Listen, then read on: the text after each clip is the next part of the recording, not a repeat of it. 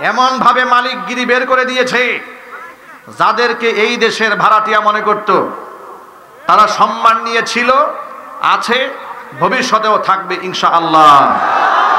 আর এই দেশের প্রকৃত সম্মানিত ব্যক্তিদেরকে যারা বেইজ্জত করেছে, আল্লাহ রাব্বুল আলামিন অপমানিত করে, লাঞ্ছিত করে চোরের মতো দেশ থেকে তাড়িয়ে দিয়েছে। সুতরাং আল্লাহ পাক আমাদেরকে এত সুন্দর পরিবেশ দিয়েছেন কোরআন সুন্নাহ থেকে কথা বলার জন্য। আপনারা খুশি না বেজার? কম না বেশি? হৃদয়ের সবটুকুন ভালোবাসা উজাড় করে শ্রদ্ধা জড়িত কণ্ঠে মহান মনিবের শেখানো ভাষায় শুকর গুজার করছি। জবান ছেড়ে দিয়ে সকলে একযোগে বলছি আলহামদুলিল্লাহ। রব্বানা লাকাল হামদ হামদান কাসীরা তাইয়িবান মুবারাকান ফীহি। রব্বানা লাকাল হামদু কামা ইয়ানবাগি লিজালালি ওয়াজহিকা ওয়া আযীমি সুলতানিকা। আল্লাহ রাব্বুল আলামিন আজকের ওয়াজ মাহফিলকে কবুল করুন। আমিন। জামালুল কোরআন কওমি মাদ্রাসাকে আল্লাহ তাআলা কিয়ামত পর্যন্ত কবুল করুন। আমিন। মাদ্রাসার সমস্ত হাজাত আল্লাহ তাআলা তার গায়বে খাজানা থেকে মিটিয়ে দিন। আমিন। অক্লান্ত পরিশ্রম করে এই জান্নাতের বাগান যারা সাজিয়েছেন, দূরদরাজ থেকে শোনার জন্য যারা এসেছেন, আল্লাহ তাআলা যেন খালি হাতে কাউকে ফিরিয়ে না দেন, সকলকে বেগুনা মাসুম হিসেবে আল্লাহ তাআলা কবুল করে নেন। আমিন। অত্র এলাকার সমস্ত মুর্দেগানের কবরে আযাব আল্লাহ তাআলা কিয়ামত পর্যন্ত বন্ধ করে দিন। আমিন। কাল হাসরের কঠিন ময়দানে এই আয়োজন আল্লাহ তাআলা আমাদের সকলের নাজাতের জরিয়া হিসেবে কবুল করুন। আমিন। বন্ধুগণ, এই পৃথিবীতে এসেছে আল্লাহ পাকের দাসত্ব এবং গোলামি করার জন্য। নেককার বান্দা হতে চায়, বদকার হতে চাই না। ওয়ানুমিনু বিহি ওয়া নাতাওয়াক্কালু আলাইহি ওয়া নাউযু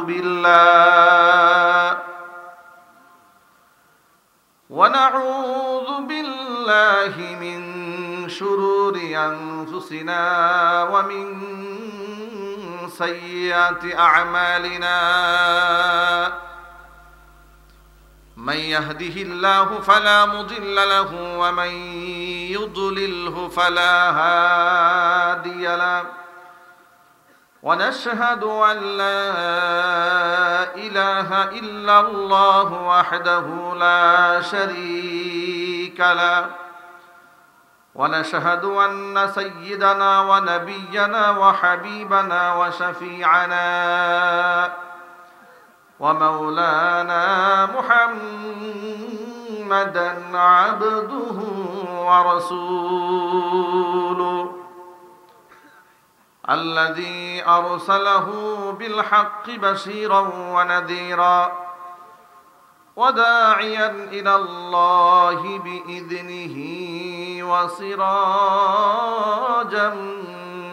منيرا.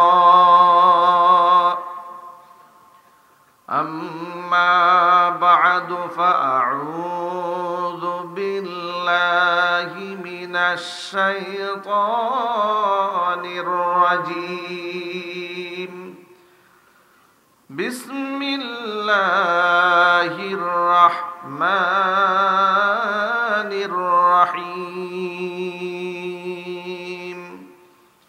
إن الله وملائكته يصلون على النبي يا أيها الذين آمنوا صلوا عليه وسلموا تسليما. اللهم صل على محمد وعلى آل محمد كما صليت على إبراهيم وعلى آل إبراهيم إنك حميد مجيد. اللهم بارك على محمد وعلى آل محمد كما باركت على إبراهيم وعلى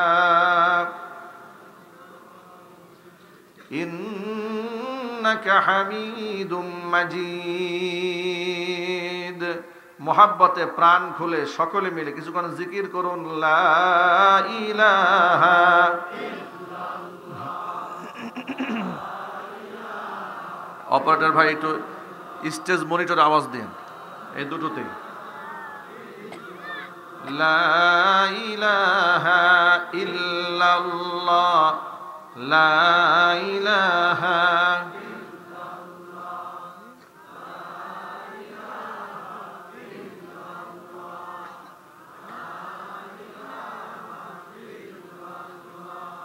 লা ইলাহা ইল্লাল্লাহ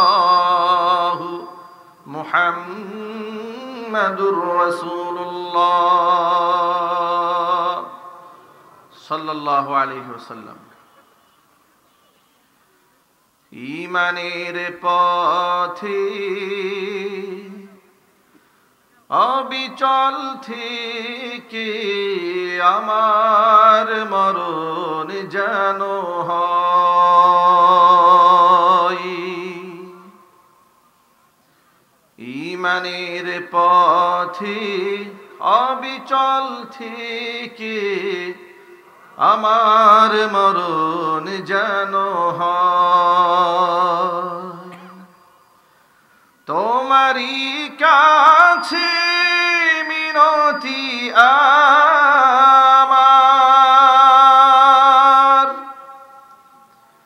তোমারই কাছে মিনতি আমার, মহামহিম দয়াময়।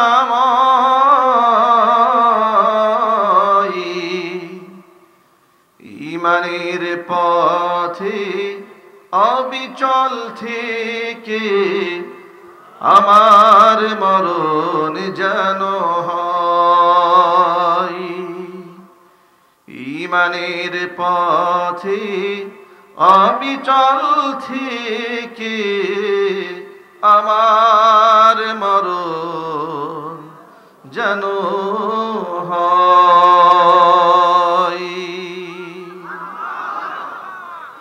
সকলেই বলুন আল্লাহুম্মা আমিন।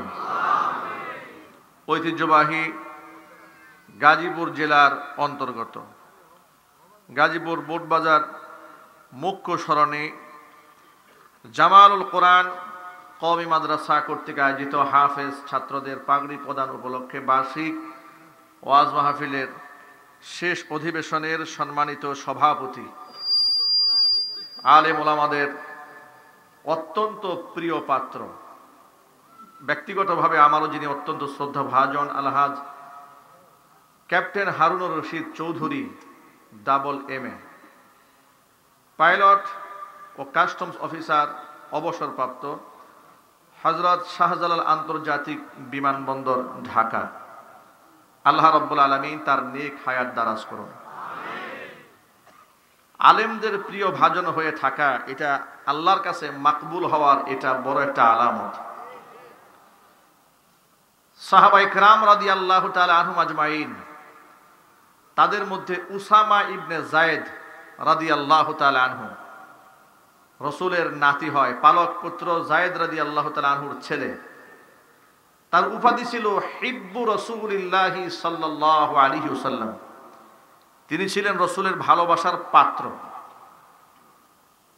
হাদিসের ওই ভাষ্য অনুযায়ী আমরা বলতে পারি ক্যাপ্টেন হারুনুর রশিদ চৌধুরী সাহেব ইনি হচ্ছেন হিব্বুল উলামা, উলামাদের ভালোবাসার পাত্র। আল্লাহ রাব্বুল আলামিন দ্বীন ও ইসলামের খেদমতে আল্লাহ পাক তাকে কবুল করেন। তার হৃদয়কে আল্লাহ পাক আরো অনেক বেশি প্রশস্ত বানিয়ে দেন। তার সন্তানদেরকে আল্লাহ তাআলা কবুল করেন। উপস্থিত আজকের এই ওয়াজ মাহফিলের সম্মানিত প্রধান অতিথি ডক্টর মোহাম্মদ আশেক কবির চৌধুরী সাহেব, dean school of under graduate studies, জাতীয় বিশ্ববিদ্যালয় বাংলাদেশ।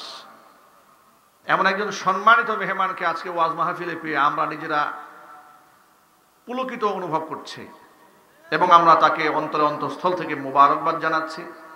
আল্লাহ রাব্বুল আলামিন এমন একজন শিক্ষাবিদকে দ্বীন ও ইসলামের খেদমতে কবুল করে নেন এবং তার শিক্ষা কার্যক্রম সঠিকভাবে আঞ্জাম দেওয়ার তৌফিক আল্লাহ পাক তাকে দান করেন। এছাড়াও আমন্ত্রিত আজকের উদ্বোধক মুফতি আব্দুল কাদের মোল্লা, এমডি জীবন হজ গ্রুপ বাংলাদেশ, অর্থ সচিব হজ অ্যাসোসিয়েশন অব বাংলাদেশ। মোহতারাম মুফতি আব্দুল কাদের মোল্লা আল্লাহ পাকের এই বান্দা বিভিন্ন মাহফিলে নিজের পক্ষ থেকে ডোনেশন করেন, অর্থ প্রদান করেন, সহযোগিতা করেন বিভিন্ন মাহফিলে, বিভিন্ন সামাজিক কর্মকাণ্ডে। আমরা তার জন্য অন্তঃস্থল থেকে দোয়া করি আল্লাহ পাক তার ইলমে, তার আমলে, তার খিদমাতে বারাকা দান করেন।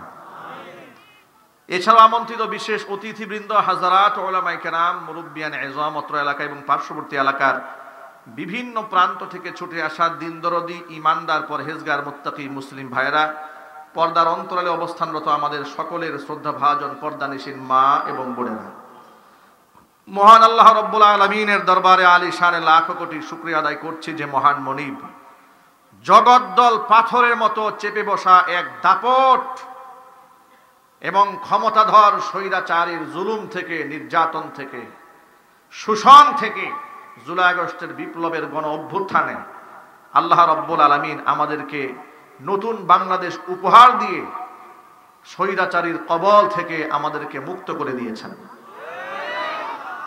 স্বাধীনভাবে কথা বলার মতো পরিবেশ তৈরি করে দিয়েছেন। এখন স্টেজে ওঠার আগে কেউ আমাদেরকে বলে না, হুজুর দেশের অবস্থা ভালো না, একটু বুঝে শুনে ওয়াজ করেন। কেউ একটা স্লিপ দেয় না আমাদেরকে এখন। অথচ আগে স্বৈরাচারের আমলে এমন মাহফিল খুব কম পেয়েছি যেখানে আমাদেরকে স্লিপ দেওয়া হয়নি। মাহফিলের পারমিশন নিতে গিয়ে থানায় বেনামাজিদের পিছনে দৌড়াতে দৌড়াতে অবস্থা খারাপ হয়ে যেত। আলেমরা কি বয়ান করবে সেই বক্তব্য শিখাই দিত জাহিলরা। একটু জোরে বলতে হবে, ঠিক কিনা বলেন? আচ্ছা, আলেমরা কি ওয়াজ করবে সেটা কি জাহিলরা শিখাই দেবে? তা আলেম এত বছর পড়াশোনা করে কি করলো? তোমার মতো পেশাব করে পানি নাও না, দাঁড়ায় তুমি পেশাব করো, তোমার কাছ থেকে শিখতে হবে। বেনামাজি লোকেরা আমাদের উপর খবরদারি করত। মাহফিল মঞ্চে এসে আলেমদেরকে অপমান করেছে এমন শত শত নজিরা এই দেশে আছে না নাই? বক্তার সামনে থেকে মাইকটা কেড়ে নিয়েছে, কথা বলে না কেন? পোস্টার হয়েছে যে আগামীকাল কাশিমপুর ফুটবল মাঠে আমার মাহফিল। কাশিমপুর জোরন অঞ্চলে বিরাট একটা ফ্যাক্টরি আছে, মাল্টিফ্যাবস। এই মাল্টিফ্যাবস লিমিটেডে আজ থেকে 2 বছর আগে তারা আমার নামে পোস্টারও করেছে, সব করেছে। মাহফিল হবে, পোস্টার লাগানো হবে। সিটিএসবির লোকেরা বলেছে মাদানী হুজুর ওয়াজ করতে পারবে না। জিজ্ঞেস করা হলো অপরাধটা কি, বলেন তাহলে কোনো অসুবিধা? বলে কোনো কারণ নাই, করতে দেব না, বাস এটাই। মানে তারা এমন দাম্ভিকতার মধ্যে পড়ে গিয়েছিল, তাদের দেখে, তাদের আচরণ দেখে মনে হতো আমরা হচ্ছি এ রাষ্ট্রের ভাড়াটিয়া, ওরা হচ্ছে এ রাষ্ট্রের মালিক। দাম্ভিককে আল্লাহ পছন্দ করেন না, অহংকার করা আল্লাহ বরদাস্ত করেন না। আল্লাহ পাক এমন ভাবে মালিকগিরি বের করে দিয়েছে, কথা বলে না কেন? এই পৃথিবীতে কেউ গুনাহগার, ফাসিক, ফুজ্জার হিসেবে পৃথিবীতে জন্ম নেয় না।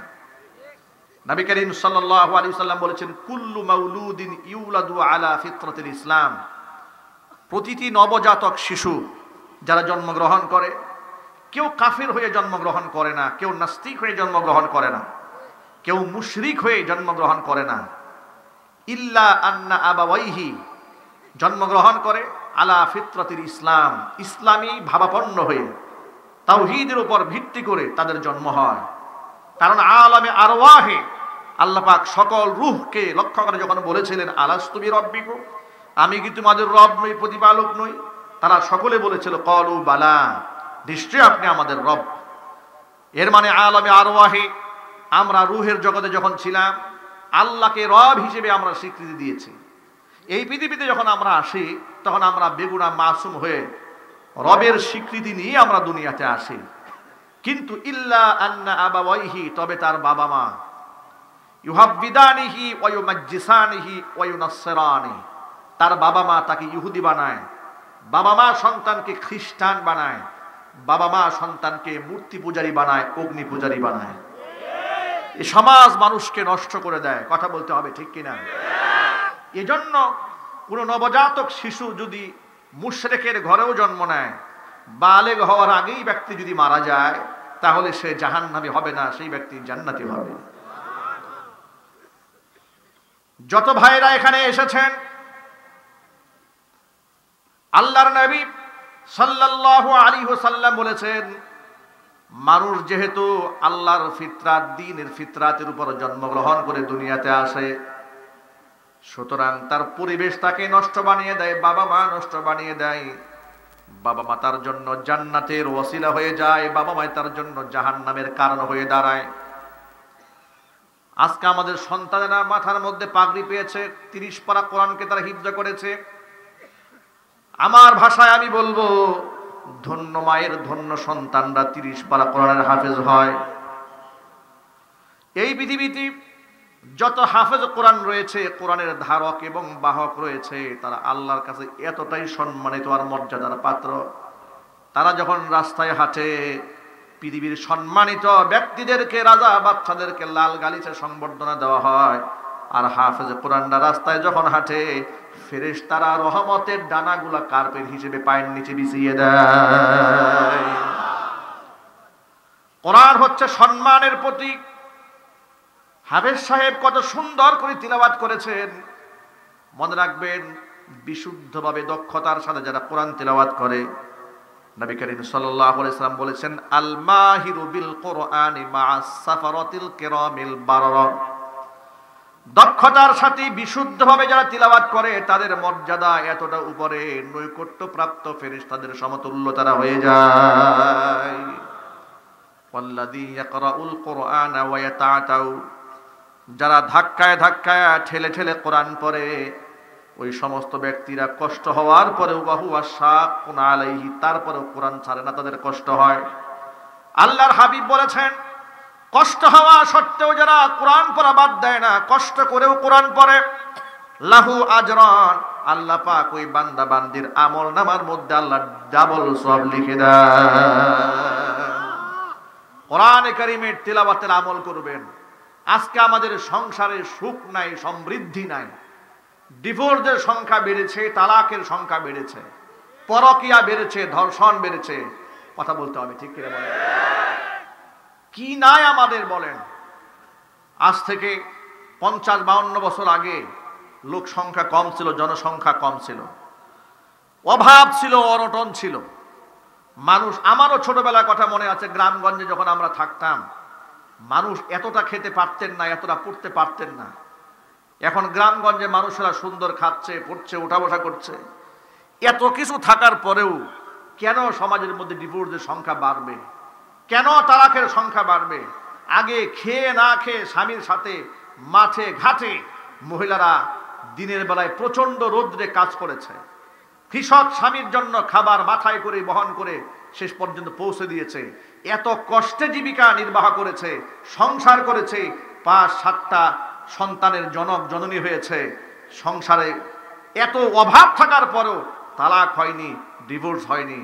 আর এখন ঘরের মধ্যে এসি আছে, ডিসি আছে, ফ্রিজ আছে, লাক্সারিয়াস সব ইকুইপমেন্ট আছে। জীবনকে এত সুন্দর করে রাঙানো যায়, সেই সংসারের মধ্যে দাউ দাউ করে আগুন জ্বলে কেন? কথা বলতে হবে ঠিক কিনা জোরে বলেন? সব আছে, সুখ নাই, কারণটা কি? সব আছে, সুখ নাই, তার কারণটা আমি যেটা আইডেন্টিফাই করেছি, লক্ষ্য করে শোনেন। আপনারা যারা সচেতন মানুষ, ইতোমধ্যে আপনারা সংবাদ পেয়েছেন, সুইডেনে একটা যন্ত্র আবিষ্কার করা হয়েছে। এটাকে বলা হয় তারা মৃত্যুর পট বানানো হয়েছে। ছোট্ট একটা কাবারের মতো বানিয়েছে, মৃত্যু পট। 1 মিনিটের মধ্যে বিনা যন্ত্রণায় আত্মহত্যা করার সুবর্ণ সুযোগ আছে। পত্রিকাতে পেলাম যে এটা এমন একটা যন্ত্র তারা আবিষ্কার করেছে, যদি কেউ আত্মহত্যা করতে চায়, বিষ খায়া নাক দিয়ে মুখ দিয়ে ফেনা বের করার দরকার নাই। মানে তুমি যে মরবাই, যেহেতু তোমার মরতেই যেহেতু মনে চায়, এই যন্ত্রের মধ্যে আসো, 1 মিনিটে ঠান্ডা মাথায় মরে যাইবা। পত্রিকায় পড়ে কতক্ষণ হাসলাম আর কতক্ষণ চিন্তা করলাম যে আচ্ছা, সুইডেনে তারা যে এটা বানালো, এত উন্নত কান্ট্রি সুইডেন, সেখানে তাদের জীবনযাপন অনেক উন্নত, তাদের জীবিকা নির্বাহটা অনেক উন্নত। রাস্তাঘাট, সুয়ারেজ ড্রেন, সবুজ শ্যামলিমায় আচ্ছাদিত দেশ সব আছে, কিন্তু তারা মরতে চায় কেন? কেন আত্মহত্যা করতে চায় তারা? আত্মহত্যা তো করতে চাবে গরিব বাংলাদেশের লোকেরা হিসেবে অনুযায়ী। পাগলের সংখ্যা এই দেশে বেশি হওয়ার কথা, কিন্তু ওদের দেশে সব আছে, ওরা পাগল হয় কেন? ওরা আত্মহত্যা করে মরতে চায় কেন? কথা বলেন, ঠিক কিনা বলেন? এই যন্ত্র ওরা কেন আবিষ্কার করলো? গাজীপুরের, আমি নাম বলবো না, বিরাট এক বড় লোক, আজ থেকে 10-12 বছর আগের কথা, বিরাট লাক্সারিয়াস এক বাড়ি বানিয়েছে। 2008 সালের কথা, অনেক বছর আগের কথা। সেই সময় তার ল্যান্ড ক্রুজার প্রাডো গাড়ি কিনেছে, তখন অ্যাভেলেবেল এগুলো দেখা যেত না। এত সুন্দর একটা অট্টালিকা করেছে। আমি নিজে, যেহেতু আমার যেখানে অবস্থান করতাম সেখান থেকে কাছে, সে বাড়িতে আমরাও দেখতে গেছি। এলাকার মানুষ বলতো, ইনি হচ্ছেন গাজীপুরের সবচেয়ে সুখী মানুষ। তার গাড়ি আছে, বাড়ি আছে, নারী আছে, সব আছে। কিছুদিন পরে আমি শুনতে পেলাম এই ভদ্রলোক বউয়ের উড়না গলার মধ্যে পেঁচিয়ে ফ্যানের সাথে ঝুলে আত্মহত্যা করতে গেছে। আল্লাহ পাক কোনো মতে বাঁচিয়ে দিয়েছে। তা এলাকার মধ্যে জানাশোনা হয়ে গেল, বিরাট বদনাম ছড়াই বললো যে অমুকে আত্মহত্যা করতে মরতে গেছে। তথ্য তালাশ করে দেখি উনি কেন মরতে গেল জানেন? মরতে গিয়েছে, তার ঘর আছে, বাড়ি আছে, সংসার আছে, সব আছে, তার বউ নিজের গাড়ির ড্রাইভারের সাথে পালাই গেছে। বউকে জিজ্ঞেস করা হলো, তুমি পালালে কেন? এমন শিল্পপতি স্বামী রেখে তুমি ড্রাইভারের সাথে পালালে? বলে, কেন পালাবো না? উনি শিল্পপতি হলে কি হবে? উনি তো পরনারীতে আসক্ত। উনি বাড়ির ছাদের উপরে ইয়াবা ট্যাবলেটের আসর জমিয়েছে, উনি মদের আসর জমিয়েছে, গাজার আসর জমিয়েছে। আপনারা বাহির থেকে চাকচিক্য দেখলে কি হবে, কিন্তু ঘরের মধ্যে জাহান্নামের আগুন জ্বলে, এটা তো আপনারা দেখেন না। আমার সেদিন মনে পড়েছে, মানুষ আল্লাহাকুমুত তাকাসুর হাত্তা যুরতুমুল মাকাবির, মানুষ প্রাচুর্যের অহংকার মানুষকে উদাসীন এবং গাফেল করে দিয়েছে। কথা বলতে হবে, ঠিক কিনা বলেন? মনে রাখবেন ভাইয়ের আমার, গাড়ি, বাড়ি, নারী সব থাকার পরেও তারা আত্মহত্যা করে মরতে চায় কেন? তার কারণ হচ্ছে গাড়ি, বাড়ি এগুলা হচ্ছে সুখের উপকরণ বটে, কিন্তু সুখের মালিক নয়। সুখের মালিককে আরো জোরে বলেন। সুখের মালিক আল্লাহ রাব্বুল আলামিন। কোরআন বলেছে, আলা বিযিকিরিল্লাহি তাতমাইন্নুল কুলুব। মনে রেখো, আল্লাহর জিকিরে অন্তর প্রশান্তি লাভ করে। জোরে বলেন সুবহানাল্লাহ। আল্লাহর সাথে সম্পর্ক বানান। আপনাকে নিরাপত্তা দেওয়ার জন্য কোনো লোক লাগবে না, কোনো লোক দিয়ে আপনাকে পাহারা দিতে হবে না। স্বয়ং আল্লাহ রাব্বুল আলামিন আপনার নিরাপত্তার ব্যবস্থা আল্লাহর পক্ষ থেকে নিজেই করে নিবেন। ঘরের মধ্যে সুখ নাই কেন দেখেন? আমার ছোটবেলার কথা এখনো মনে পড়ে। ছোট্টবেলায় যখন আমি প্রাইমারি স্কুলে পড়তাম, স্পষ্ট মনে আছে, ফজরের নামাজটা আমি জামাতের সাথে মসজিদে গিয়ে তখন আদায় করেছি। শিশুকালে জামাতে নামাজ পড়তাম এবং কায়দা নিয়া, বড় লম্বা কায়দা নিয়ে দৌড়ে মক্তবে ফুরকান নিয়ে মাদ্রাসায় যেতাম। সকালবেলা মক্তবের ক্লাস শেষ করে যখন বাড়ি ফিরতাম, তখন আমরা আমাদের কানে, নিজ কানে আওয়াজ শুনতে পেতাম। আমাদের মা, আমাদের চাচি, আমাদের দাদি, তারা গুনগুন করে কোরআন তেলাওয়াত করছে। তাদের তেলাওয়াতের সেই গুনগুন আওয়াজ ঘরের বাহির থেকে শোনা যেত। আজকে আমাদের ঘরের মধ্যে আছে টেলিভিশন, ঘরের মধ্যে আছে ডিশ অ্যান্টিনা, যার দরুন ঘরের মধ্যে রাত 12টা, 1টা, 2টা পর্যন্ত নাটক চলে, সিনেমা চলে। রাত 2টা, 3টা পর্যন্ত নাটক আর সিনেমা যেই ঘরে চলে, ওই ঘরের মধ্যে তো ফজরের নামাজ হওয়ার প্রশ্নই আসে না। যার দরুন সব আছে, এসি আছে, ফ্রিজ আছে, মডার্ন ইকুইপমেন্ট সব আছে, হাই লাক্সারিয়াস লাইফ লিড করার পরেও ঘরের মধ্যে সুখ নাই, ঘরের মধ্যে শান্তি নাই। মা বোনেরা কথাগুলো মনোযোগ সহকারে শোনেন, বাবারাও কথাগুলো গুরুত্ব সহকারে শুনুন। যদি ঘরের মধ্যে শান্তি কায়েম করতে মনে চায়, এই সন্তানেরা যেভাবে কোরআনে কারীম আজমতের সাথে তেলাওয়াত করছে, এই যে ছোট্ট ছোট্ট মাসুম বাচ্চারা মাথার মধ্যে আছে পাগড়ি পেয়েছে, আপনারা কি মনে করেন এটা ফেরেশতা এসে এক ধাক্কা দিয়ে পেটের মধ্যে ঢুকাই দিয়েছে? এটাকে অর্জন করতে গিয়ে কি পরিমাণে স্ট্রাগল করতে হয়েছে, কত সংগ্রাম করতে হয়েছে। রাত যখন ভোর 4টা বাজে, 3:30 বাজে, অভিজ্ঞতার জন্য বলবো হিফজখানা মাদ্রাসাগুলোর মধ্যে একটু ঢোকেন, কওমি মাদ্রাসাগুলোর মধ্যে একটু ঢোকেন, গিয়া দেখবেন রাত 2:30 বাজে, 3টা বাজে বেগুনা মাসুম বাচ্চারা তাহাজ্জুদের নামাজে দাঁড়িয়ে আছে। আমি নিজে হিফজখানার ছাত্র, আমি জানি রাত 3টা বাজে আমরা কম্পিটিশন করতাম কে কার আগে ঘুম থেকে জাগবে। যদি কোনোদিন দেখেছি আমার আগে কেউ উঠেছে, যদি দেখেছি কেউ 3টায় উঠেছে, আমরা প্রতিযোগিতা করে পরের দিন 2:30টায় ঘুম থেকে উঠে যেতাম, কার আগে কে সবক শোনাবে। আল্লাহর কোরআনকে যারা এমন মোহাব্বত করে অন্তরে ধারণ করে, আল্লাহ পাকের কাছে তাদের সীমাহীন মর্যাদা হয়ে যায়, কত সম্মান হয় শোনেন। মান ক্বরাআল কুরআনা ওয়া আমিলা বিহি উলবিসা ওয়ালিদাহু তাজান ইয়াউমাল কিয়ামাহ দাউহু আহসানু মিন দাউইশ শামসি। এই পৃথিবীতে যারা আল্লাহর কোরআন তেলাওয়াত করে, কোরআন পড়ে এবং সেই অনুযায়ী যারা আমল করে, কিয়ামতে তার বাবা এবং মাকে আল্লাহ নূরের তাজ পরাবেন, মুকুট পরাবেন, যে মুকুটের আলো পৃথিবীর সূর্যের চাইতে উত্তম হবে। শুধু মুকুট পরায় ক্ষান্ত হবে না, ওয়ায়ুকসা হুল্লাতাইন। বিশ্ববিদ্যালয়ে গ্রাজুয়েট কমপ্লিট করার পরে দেখবেন গাউন পরানো হয়, ঠিক কিনা বলেন? সম্মান হিসেবে গাউন পরানো হয়, মাথায় একটা ক্যাপ দেওয়া হয়, কারণ তারা বিরাট একটা স্টেজে পৌঁছে গেছে, এটা সম্মাননা দেওয়া হচ্ছে তাদেরকে। কিয়ামতে আল্লাহর পক্ষ থেকে হাফেজ কোরআনের বাবা এবং মাকে গাউন পরানো হবে। আরো আস্তে সুবহানাল্লাহ পড়েন। তবে সেই গাউনটা আমাদের দেশের পলিথিনের প্লাস্টিকের কাপড়ের গাউন নয়। কেমন গাউন পরাবে? কোরআন হাদিস থেকে শোনেন।